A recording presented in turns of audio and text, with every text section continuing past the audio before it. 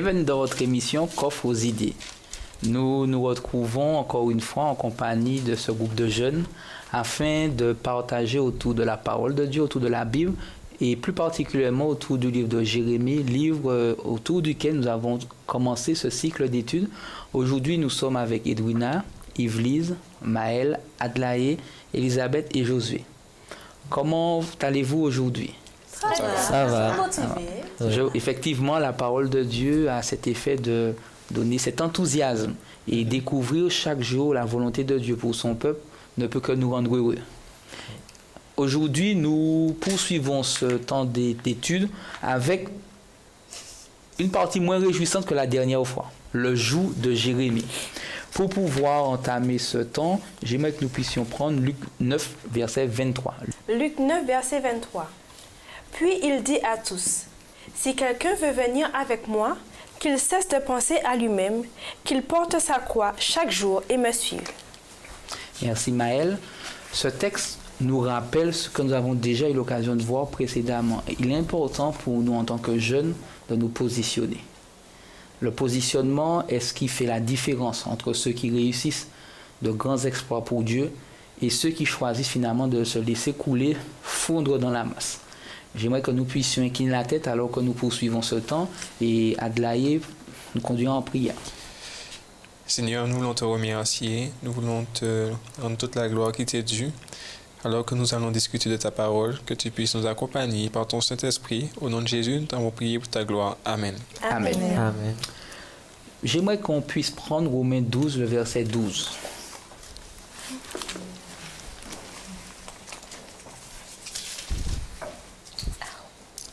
Romains 12, verset 12. Réjouissez-vous en espérance. Soyez patients dans la tribulation. Persévérez dans la prière. D'accord. C'est mes textes là? Oui, mais non, mais j'ai une version... Est-ce que quelqu'un Alors, peut... réjouissez-vous en espérance. Soyez patients dans l'affliction. Persévérez dans la prière. Ok, donc c'est bien ça. Alors, comment peut se traduire de manière concrète le fait d'être différent? Parce qu'on s'en rend compte au travers de l'expérience de Jérémie, du message qu'il a apporté, de la manière dont Dieu l'a invité à vivre célibataire, éloigné du mariage, de la paternité. Il devait porter un message qui n'était pas populaire. Donc on pourrait dire qu'effectivement que Jérémie était différent, il allait dans un sens complètement différent. Comment aujourd'hui concrètement être différent? Très bonne question. Alors, être différent, ça, c'est vraiment très vaste. Déjà, pour moi, chrétien adventiste, être différent, c'est chaque jour aller un peu à contre-courant des idées des autres. De façon pratique, ça va se jouer dans ma façon de m'habiller, dans ma façon de parler, dans ma façon de communiquer avec les autres. Je suis à l'école, je suis avec des gens différents de moi. Donc du coup, ma façon de faire va être très différente et on verra tout de suite que je suis un peu pas comme les autres. Donc maintenant, la différence va se jouer vraiment dans dans le calme, dans la paix que j'aurai face aux autres, dans ma façon de réagir face à certaines situations de la vie quotidienne. Lorsque de ceux-là seront énervés, excités, moi, il faudrait que je garde mon calme parce que je sais en qui je crois. Je sais que certaines situations ne dépendent pas de moi, mais dépendent de Dieu. D'accord. J'aimerais que nous puissions causer un peu ce que disait Adlaé. Il parlait de la différence dans la manière de se vêtir, de la différence dans la manière de se comporter, dans la manière de pouvoir se positionner. Est-ce que vous pouvez me donner des exemples concrets, des exemples précis? En fait, un exemple précis, quand quelque chose sort à la mode, par exemple les pantalons qui sont un peu très bas avec une ceinture qui arrive au niveau des cuisses, ben c'est de pouvoir rester derrière les convictions que nous avons et les valeurs que nous avons. C'est-à-dire ne pas être influencé par les différents mouvements et les différents courants de pensée et qui ne reflètent pas forcément nos valeurs et rester ferme derrière nos valeurs. Ne pas oublier qui nous sommes, ce que nous voulons vraiment et ce parfois même quand on sait que ça va un peu nuire à notre, entre guillemets, réputation, mais pouvoir rester ferme derrière ce qu'on prend comme valeur. Merci Josué et Edwina. Donc, étant donné que je suis d'accord avec Josué et Adlaé, mais au départ, nous sommes tous différents d'origine, bien entendu, parce que nous ne nous ressemblons pas. Donc, mais nous devons créer davantage la différence entre nous et les autres. Moi, je serais de différentes d'Yvelis, de Josué, etc. Parce que chacun d'entre nous, nous avons nos convictions, nos valeurs, etc. Et comme dit José, par rapport à la mode, bon, il y a certains garçons qui mettront leurs pantalons comme diverses manières, mais nous devons rester attachés à nos principes, à nos valeurs et ne pas suivre les déviances de la mode. Bon, suivre la mode n'est pas forcément quelque chose de mauvais, mais nous devons distinguer ce qui est bon et n'est pas bon. Donc, voilà, c'est ça que je dis. Et depuis tout à l'heure, là, vous me citez nos valeurs. Mais quelles sont nos valeurs en tant que jeunes aujourd'hui? Être authentique, être nous-mêmes et aussi ressembler à Jésus. Donc, comme on m'a toujours dit, étant petite, ce que je fais avant de le faire, c'est est-ce que Jésus, à ma place, il l'aurait fait? Donc, voilà. Quand on parle de valeurs, elles découlent forcément de l'identité. Qui sommes-nous et après quoi nous pourrons agir? Donc, je suis la princesse de l'Éternel. Je me comporte en tant que telle. Mon estime de moi découle du prestige que l'Éternel me donne. Et de cela, je m'habille, je me respecte en tant que personne, en tant que femme, en tant que jeune fille. Donc, je n'aurai pas tendance... En tant que créature de l'Éternel. Donc, de là, ma tenue, ma posture et... ma tenue vestimentaire découlera de cette estime que j'ai de moi. Donc, je n'aurai pas tendance, par exemple, à être vulgaire ou provocante ou dénudée parce que j'ai une estime de moi qui découle de la confiance ou de l'image que Dieu me donne de moi-même. Ensuite, bien sûr, le comportement. En tant que princesse, je ne vois pas de princesse qui se comporte de façon intempestive ou incontrôlée. Donc, bien sûr, de notre relation avec Dieu, de nous permet d'avoir cette dimension de perfection qui nous amène dans nos actes, dans nos comportements, dans notre vision de la vie, à réagir différemment des autres parce qu'ils ne sont pas encore conscients de leur identité et de l'espérance, de la paix que Dieu nous donne. Par exemple, je donne un exemple très concret. Lorsque nous passons un examen, nous voyons très bien la différence entre nos camarades qui ne sont pas encore conscients que Dieu est avec nous dans ces épreuves et ceux qui sont complètement convaincus. Nous avons une réaction différente. Nous avons une paix, une sérénité qui fait que dans l'épreuve, parfois, nous arrivons à surmonter le stress. Tu semblais vouloir réagir. Je disais que c'est pas forcément toujours le cas parce que on a beau connaître Dieu, on a beau marcher avec Dieu, on a beau prier tant qu'on veut, on arrive à un examen, je suis arrivée à l'examen de conduite, j'arrivais pas à appuyer sur l'embrayage tellement j'avais peur, je tremblais. Donc oui, on va marcher avec Dieu, on va représenter Dieu partout où on ira et c'est une bonne chose, je le dis bien. Mais c'est pas pour autant qu'on sera moins confiant je suis que d'accord les avec autres. elle, ouais. Mais le C'est point... que nous sommes humains, donc bien entendu, il y aura des failles, donc nous serons stressés, nous aurons peur. Donc c'est les conséquences du péché. Mais indépendamment de ces conséquences, oui, nous sommes des jeunes, nous avons nos faiblesses, nous avons nos limites. Par contre, ce que vous dites, Maëlle disait, c'est qu'aujourd'hui, nous avons une identité.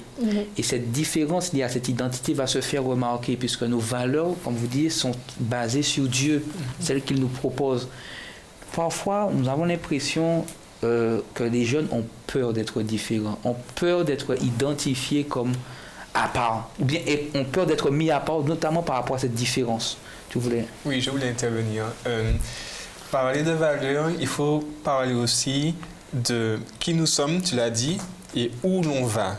C'est-à-dire que souvent, on va dire, mais attends, mais tu vas pas en soirée, tu prends pas ton pied, tu vas pas au carnaval. Mais attends, mais c'est nul. Mais en fait, à bien réfléchir, il faut comprendre, comme elle disait, nous sommes princes et princesses de l'Éternel. Mais où l'on va? On croit, nous, que l'on va au paradis où Dieu nous attend au ciel. Au ciel, il n'y aura pas de dancehall. Au ciel, ça sera de la louange parce que c'est Dieu qu'on doit glorifier. C'est Dieu qu'on veut élever. Alors que le monde veut nous faire comprendre, veut nous faire croire que si on ne boit pas d'alcool, si on n'a pas de relations sexuelles avant le mariage, etc., que nous ne sommes pas dans le bonheur, que nous ne sommes pas dans la vérité, que nous ne prenons pas notre pied. Alors que Dieu qui nous aime et qui sait ce qu'il faut et qui est bon pour nous, nous dit de faire carrément autre chose parce qu'il nous attend et il sait qu'est-ce qui est bon pour nous. Donc, le jeune qui a peur de qui il est, moi je dirais, c'est parce qu'il n'a pas compris quel Père, quel Dieu d'amour que nous avons au ciel.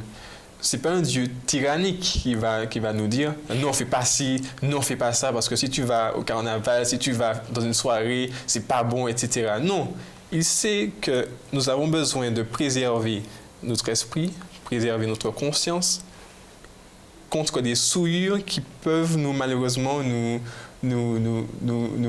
perdre en fait. Et de cela, nous pouvons perdre notre salut éternel.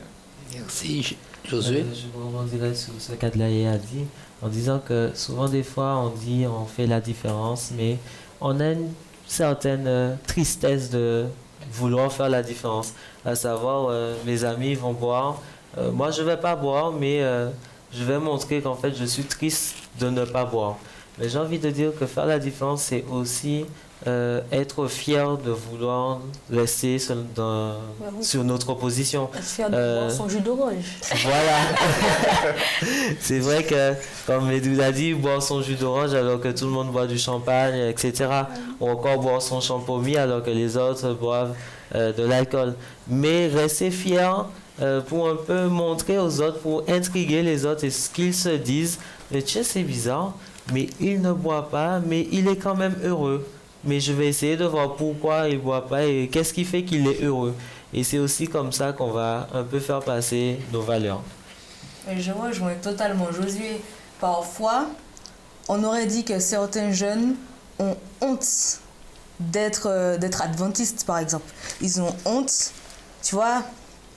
Bon, nous sommes adventistes à l'église, mais en dehors, il ne faut pas qu'on sache. Enfin, nous sommes dans une religion, nous sommes chrétiens.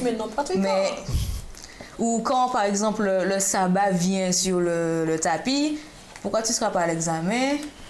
Ah non, parce que... je ne suis pas disponible. Voilà, je ne suis pas disponible, je suis malade. Mais c'est dur, tu vois, à dire, parce que je suis adventiste et que j'observe le sabbat. Donc, parfois, je trouve que certains jeunes... Je dis pas renie, mais je sais pas. C'est le terme. C'est le terme, d'accord. Renie un peu ce qu'ils sont, leur identité. Renie leur identité. D'accord. Elisabeth? Je voulais dire pour rejoindre Josué et Yves que, ayant fréquenté des écoles adventistes, des écoles privées et des écoles publiques, je vois clairement la différence entre les gens qui ont fréquenté des écoles adventistes et qui n'ont pas fréquenté des écoles adventistes, sachant que personnellement je suis adventiste depuis toute petite, donc j'ai ces valeurs-là. On m'a inculqué ça depuis toute petite, mais arrivée à l'université publique, etc., je vois clairement que, je ne sais pas si je me vante en disant ça, mais je suis clairement différente des autres personnes. Et je sais que les personnes qui ont été à l'école adventiste comme moi et qui ne sont pas forcément adventistes auront cette tendance à agir de manière différente par rapport aux autres personnes. Donc, on est adventiste, certes, et on doit être fiers de l'être parce que nous sommes clairement des lumières. Hein. Bon, je ne suis pas quand même tout à fait d'accord avec toi. Qu'il y a des gens du public, comme ceux qui ont fait l'école adventiste, qui ne sont pas différents. Hein. Donc, moi, je sens que c'est pas forcément d'avoir fréquenté les écoles ou pas, c'est que même que les parents inculquent les valeurs ou pas, c'est que, comme on dit, quand tu prends conscience, quand tu as un certain âge, tu dois faire ton choix. Tu ne vas pas suivre parce que, ouais, bon j'étais là, voilà. Tu dois faire ta propre décision, ta propre idée dessus et en fait faire ta différence par toi-même. Sinon, ça ne sert à rien que tu te quelque part par ce qu'on t'a dit, puis voilà.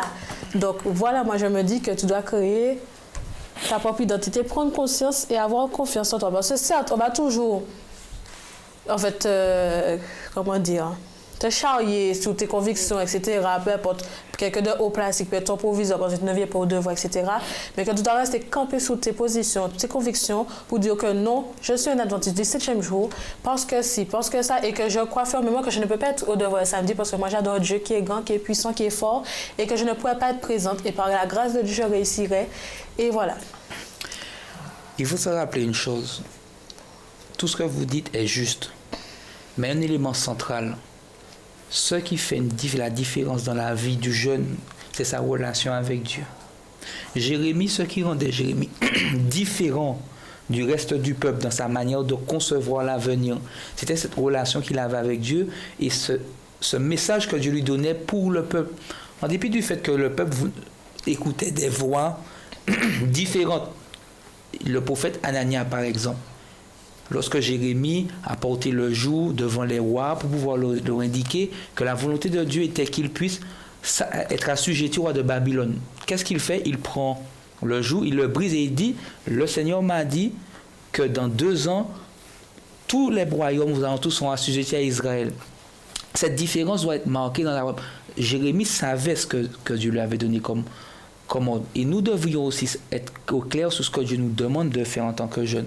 Et cette différence, elle viendra naturellement. Elle explosera aux yeux de tous. Pourquoi? Parce que nous aurons choisi de suivre Dieu. Dieu seul. Et Dieu seul. J'aimerais que nous puissions aborder un autre aspect. Notamment, je parlais d'Anania, qui apporte une fausse vérité. Nous sommes aussi, en tant que jeunes, soumis à pas mal de vérités que nous entendons. Est-ce que vous pourriez citer quelques fausses vérités que vous entendez aujourd'hui? Nous sommes descendants du singe. Nous sommes descendants du singe. On ira tous au paradis, la fameuse chanson de Michel Polnareff. Ou encore... Que Dieu n'existe pas, parce que comme on ne le voit pas, il n'existe pas. Ou même Dieu est amour. Donc on peut mener notre petite vie tranquille. De toute façon... Pourquoi tu n'as jamais entendu ça? Tu m'as appris une autre. Ah ben, il faut sortir. On relève la vie après la mort. Souvent, on nous fait croire que l'homme a cette dimension éternelle qui lui permet d'aller au-delà de la mort et de vivre, de continuer à vivre. À son âme se transforme dans un animal. Oui, aussi. Donc la vie après la mort existerait. Ben, le purgatoire, par exemple, où on peut faire ce qu'on veut, de toutes les façons, on aura une seconde chance après la mort et on aura toujours la possibilité, en fait, même alors qu'on est mort, ben, de se racheter un peu. Ça t'est belle, hein? Ça t'est Mais justement, lorsque nous lisons par exemple 2 Timothée 4, le verset 3 et 4, le texte nous dit que viendra un moment où les hommes aimeront entendre de belles choses, des choses qui flattent effectivement leur oreille. On n'aime pas entendre de mauvaises nouvelles.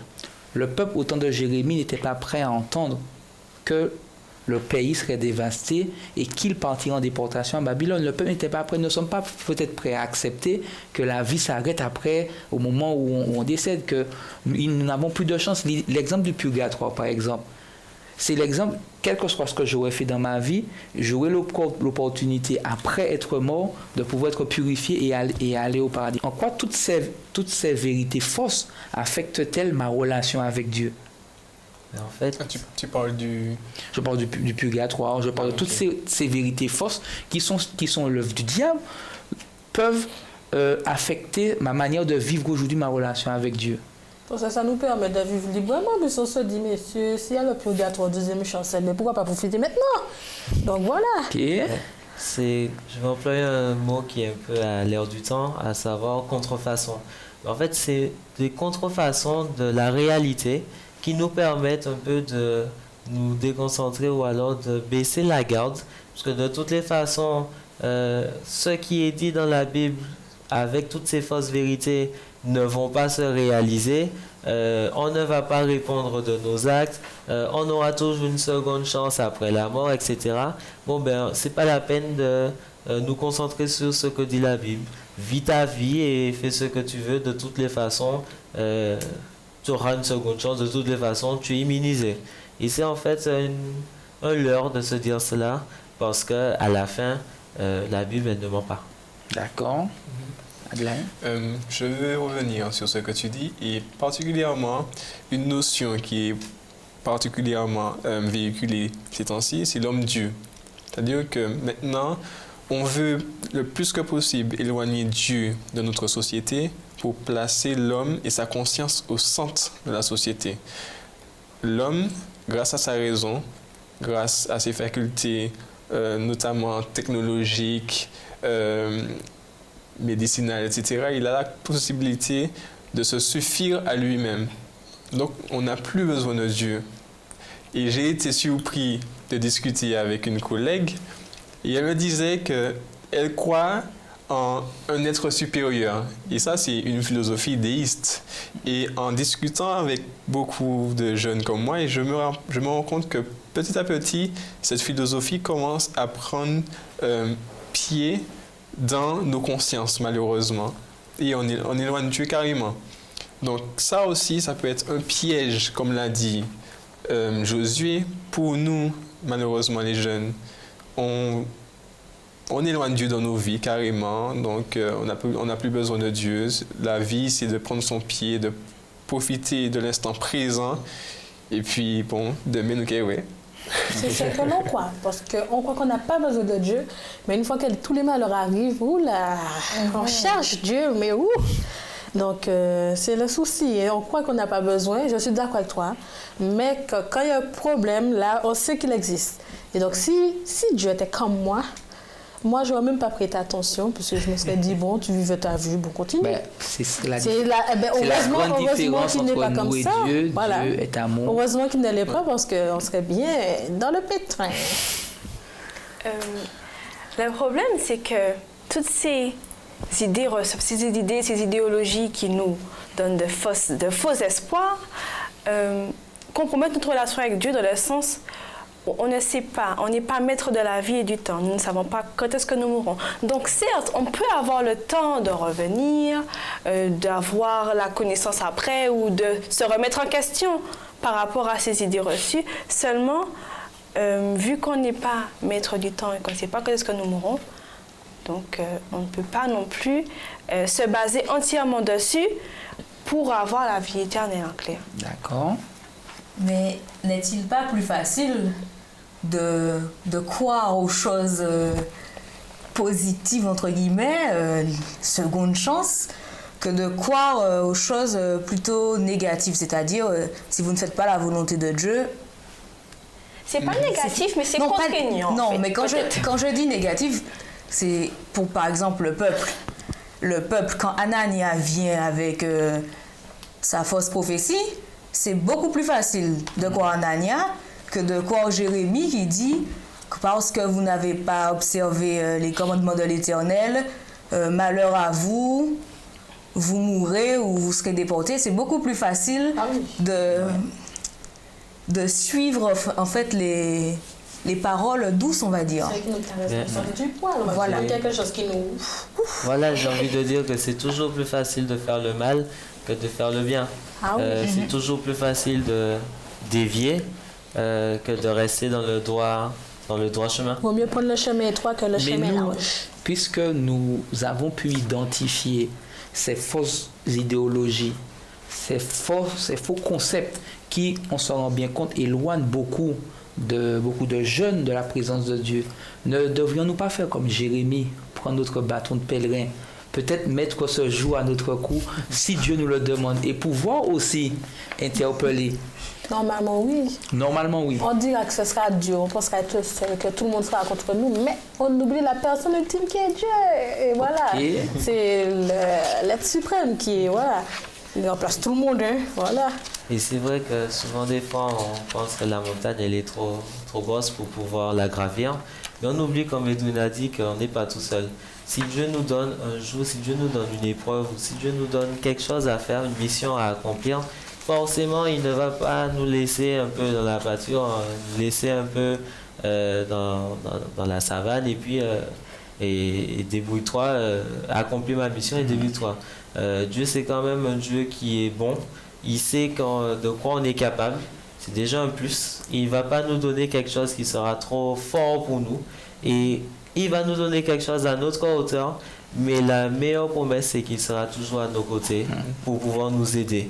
En fait, on est là simplement pour pouvoir un peu être ses porte-paroles. Mais dans le fond, c'est toujours lui qui va agir. D'accord. Je suis d'accord avec Josué. On est là aujourd'hui en train de discuter entre amis.